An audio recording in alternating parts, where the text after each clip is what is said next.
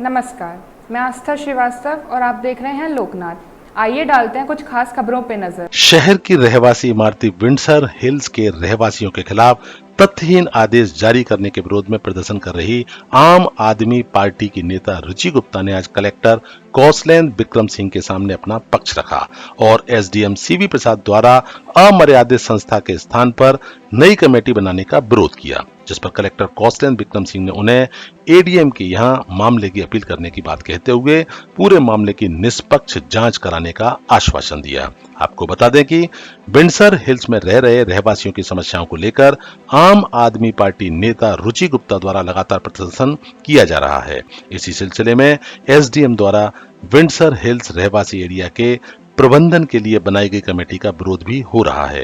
रुचि गुप्ता का कहना है कि कमेटी एसडीएम द्वारा बनाई गई और उसका भ्रामक दोषारोपण मुझ पर करते हुए मेरे खिलाफ लोगों को गलत जानकारी दी गई है, इसलिए उनकी मानहानि भी हुई है। आज आप ये विरोध के लिए कलेक्टर चैम्बर के बाहर बैठी थी, उसके बाद लंबी चर्चा चली, क्या निष्कर्ष? ये जो लड़ाई है ये विंडसर परिवार के 711 जो रहवासी 711 परिवार हैं और 3500 रहवासी हैं, उनके लिए ये लड़ाई थी। माननीय रेरा के द्वारा ये आदेश जारी हुआ था आज से 5 साल पहले, जिसमें उन्होंने ये बोला था मर्यादित संस्था को आप टेक ओवर करें, पूरा हैंडओवर करें। और मर्यादित संस्था में जो कलेक्टर द्वारा एक संस्था को मान्यता दी गई थी, उस संस्था पे कलेक्टर महोदय ने एक अंतरिम समिति बनाई। उस अंतरिम समिति पर प्रशासक बिठाए माननीय एसडीएम सीवी प्रसाद जी। और पिछले 6 महीने से हमारा मुख्य उद्देश्य था, जो बिल्डर है जब कंप्लीशन हो चुका है तो बिल्डर को बाहर होना चाहिए था। 10 साल तक रहवासी परेशान है, 6-6 इंच के गड्ढे हैं, बिजली का जो मेंटेनेंस के लिए है ले रखा है 711 लोगों से पेमेंट और दे रखा है 211 लोगों को लगभग सुविधाएं। इसके अलावा पानी की भी व्यवस्थाएं, अगर हम अपने तरीके से टावर लगवाना चाहें वो सुविधाएं हम ले नहीं सकते थे। तो मुख्य लड़ाई जो थी वो बिल्डर बाहर हो। फाइनली जो अंतरिम समिति माननीय सीवी प्रसाद जी द्वारा बनाई गई, उस समिति में उनके आदेश पर करीबन 7-8 लोगों को शामिल किया गया। 7-8 में भी 4 सरकारी जो अधिकारी थे वो थे और 4 हम लोग। उन्होंने बोला कुछ राजनीतिक दबाव है, जिसके चलते वो ऐड करते गए और लगभग ये समिति धीरे धीरे 6 महीने में 14 और 15 सदस्यीय समिति बनती चली गई। इसके बाद उन्होंने ही आदेश जारी किया गया कि जो मर्यादित संस्था है जो मान्य है उसके लिए एक अकाउंट खुलवाया जाए। उन्होंने अकाउंट भी खुलवाया, उन्हीं के आदेश पर अकाउंट में पेमेंट ट्रांसफ़र हो। मैंने कोई आवेदन कुछ भी नहीं दिया, मैंने सारे संलग्न किए हैं। 7 दस्तावेज मैंने कलेक्टर महोदय को संलग्न करके दिए हैं, जिसमें स्पष्ट रूप से एसडीएम महोदय द्वारा ही आदेश है, मेरे द्वारा कोई आवेदन नहीं है। अंतरिम समिति में ही रेजोल्यूशन पास हुआ, बाकायदा 14 लोगों के साइन थे, उसमें महोदय भी थे हमारे एसडीएम।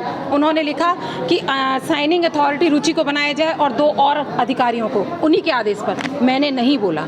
इसके बाद 30 तारीख को वो एक आदेश स्वयं जारी करते हैं कि जो खाता है समिति का, वो खाता जो मेंटेनेंस है रहवासियों का वो उस समिति में जाए। वो खुद ही आदेश ये जारी करते हैं और अचानक से 24 घंटे में ऐसा क्या हो गया कि जिस पर मान्यता थी, आज सब कुछ अपने आदेश जारी कर रहे हैं। उसके बाद ऐसा वेग आदेश आप रातों रात निकाल रहे हैं 24 घंटे के अंदर, और ये लिख रहे हैं कि रुचि की शिकायती आवेदन आए, जिसके चलते सब कुछ रद्द किया जाता है। तो मेरा माननीय एसडीएम महोदय के से यही निवेदन था, ऐसा क्या हमने किया या ऐसा मैंने क्या आवेदन दिया जिसके चलते 711 परिवारों के खिलाफ जाकर आपने ये आदेश जारी किया। और इसके अलावा जो बिल्डर को हम बाहर करने की कगार पे थे, बिल्डर बिल्कुल बाहर होने को था, 24 घंटे में आपने बिल्डर को फिर से इन किया और जो सरकारी सहकारी संस्था थी उसको आउट कर दिया। रुचि गुप्ता को टारगेट किया, जबकि एक भी आवेदन रुचि गुप्ता के नाम से एसडीएम महोदय को नहीं दिया गया।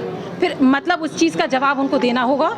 मेरी मानहानि हुई है, मेरे ऊपर जिस प्रकार से पत्रकार या पेपरों में लिखा जा रहा है, ये मेरी स्वयं की भी क्षति है और 711 परिवारों की भी क्षति है, क्योंकि बिल्डर के पास फिर से मेंटेनेंस जाएगा।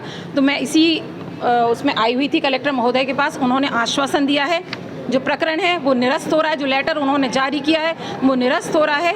बाकायदा उन्होंने हमारा जो लेटर उसको सुरक्षित रखते हुए आदेश को और बोला है कि जल्दी से जल्द अंतरिम जो समिति है उसके पक्ष में फिर से निर्णय होगा और जो आदेश दिया का जो मामला रखा था साथ में पूरी चर्चा रही है, क्या आदेश रहा है इसमें और किस तरह से आपने इस पे उनको एसडीएम के आदेश से तकलीफ है, तो मैंने एडीएम के यहाँ उसकी अपील के लिए बोला है। एडीएम के यहाँ अपील हो गई है, एडीएम उसकी सुनवाई करके यथोचित आदेश पारित करेंगे। पेज व अन्य सोशल मीडिया के प्लेटफॉर्म से भी जुड़ सकते हैं।